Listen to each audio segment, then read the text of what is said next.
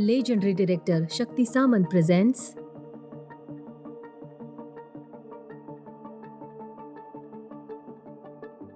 Namaste, I'm Grishma and I welcome you to the Indie Cineglitz channel.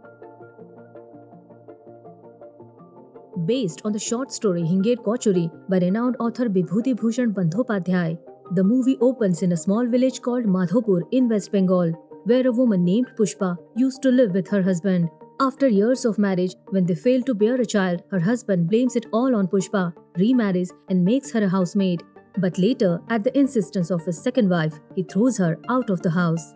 Pushpa has now returned to her mother's house and wants to work to support herself and her own mother. But in a patriarchal society where all women are objectified, a woman abandoned by her husband is insignificant and condemned. She becomes the target of lustful men in the village who want to take advantage of her. But when the self-respecting Pushpa refuses to bow down, the villagers label her as an adulteress, and under the influence of the villagers, her mother also condemns her and throws her out of the house. Pushpa is now all alone and sees no purpose in living. She attempts suicide, but a villager named Nepal Babu stops her and takes her to Kolkata city, promising a job, but instead sells her to a brothel. Pushpa has now become a courtesan and entertains people by singing in a brothel. A few months later, a man named Anand, who is a businessman and is unhappy with his married life and hence an alcoholic, goes to the brothel to seek relief from his pain. When he hears Pushpa's sweet and soulful singing, he is drawn to her. He is impressed by Pushpa's profoundness and simplicity and now visits her frequently, and she is also attracted to him by his kind and respectful demeanor. Meanwhile, Pushpa's fellow villager named Mahesh Sharma, who has a son named Nandu from his first wife but after her death remarried and moved to Kolkata city with his family for work, one day accidentally meets Pushpa. Pushpa is delighted to see him and welcomes him to her home. Despite all the bitterness, Pushpa still cares for her mother and continues to send money to her anonymously through Nepal Babu. Upon meeting Mahesh, she requests him to deliver money to her mother, but Mahesh tells her that her mother died many years ago, and since villagers despise Pushpa, no one bothered to inform her, and the greedy Nepal Babu was taking advantage of her by hiding this from Pushpa and extorting money from her every month. Pushpa is heartbroken by her mother's death and such betrayal. Anand, who himself is trapped in a loveless marriage and hurt by his loved ones, tries to console the grieving Pushpa through a song. He makes her realize that the deepest wound inflicted on us often come from our loved ones, and sometimes we find an ocean of love in strangers. That's why this life is uncertain and there's no point in suffering. After this, their relation grows stronger and they both start respecting each other. Meanwhile, Mahesh rents a house in Pushpa's locality. While Pushpa considers him like a brother and is happy with his arrival, Mahesh, who is aware of her profession, doesn't want to be associated with her in any way and asks her to stay away from him and his family, leaving Pushpa disheartened. Mahesh's second wife Kamla, who is Nandu's stepmother and prioritizes her own children over Nandu, always mistreats him. She neglects him and often starves him. One day, when she beats him for asking for food, he runs away to the riverbank, where Pushpa is at a nearby temple. Seeing Nandu crying, she goes to him and tries to pacify him. Nandu then tells her about his evil stepmother and how she always starves him. Pushpa then tells him not to worry anymore and to come to her whenever he's hungry, but forbids him from telling his parents. Meanwhile, one day, Vijay, Anand's close friend, tries to convince him that no matter how troubled one's married life is, no wife will tolerate her husband's going to a brothel and he shouldn't give up on the marriage. Anand replies that when he failed to find happiness at home, he started looking for it outside, and now he has made peace with his fate. Despite his parents' disapproval, Nandu now visits Pushpa frequently. He is receiving motherly love and care from Pushpa, and Nandu has brought joy to Pushpa's arid life. One day, he plants a night-blooming jasmine plant in her yard as she needs flower for her daily prayers and asks her to take care of it. One day, Pushpa introduces Nandu to Anand, who is pleased to see Pushpa and Nandu's loving bond. Anand also becomes fond of Nandu and often brings him his favorite food. After a few days, Anand's brother-in-law shows up to Pushpa's house and tells her that how she is the cause of his sister's misery and disgrace in society and threatens Pushpa to stay away from Anand. Pushpa, who already feels guilty that this could be true, forbids Anand to approach her and asks him to forget her. When baffled, Anand asks the reason, she confesses expresses her love to him, saying that she deeply loves and respects him, and that's why she doesn't want to disgrace him anymore and wants him to go back to his wife. To which Anand replies that his marriage has become the curse of his life and she's the only person who makes him happy. But Pushpa is determined not to see him anymore. Respecting her wish, Anand blesses Nandu that his tree will bloom with lots of flower and bids farewell to Pushpa. Meanwhile, Nandu falls ill and remains bedridden, preventing him from meeting Pushpa for several days. When a worried Pushpa secretly visits him, he tells her that his father can't afford the high fees of the big doctors and hence he's being treated with home remedies. Pushpa then asks Anand for a favor by letting his friend Dr. Ghosh treat Nandu and to keep her involvement a secret. Anand immediately fulfills her wish and Nandu recovers after a few days.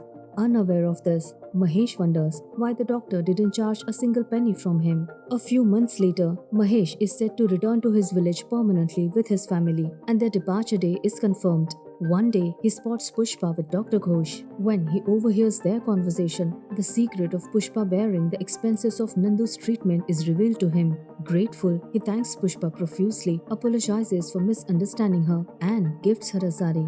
Before leaving, Nandu comes to meet Pushpa for the last time. Just then, Pushpa gets wounded, so Nandu runs home and bandages Pushpa. An emotional Pushpa then asks Nandu when he will come to see her again. He promises that he will definitely visit her when he grows up. He seeks her blessing and a sad Pushpa blesses him with all the happiness in the world. But Kamla is furious with Nandu for refusing her order not to meet Pushpa. Upon his return, she beats him severely for disobeying her.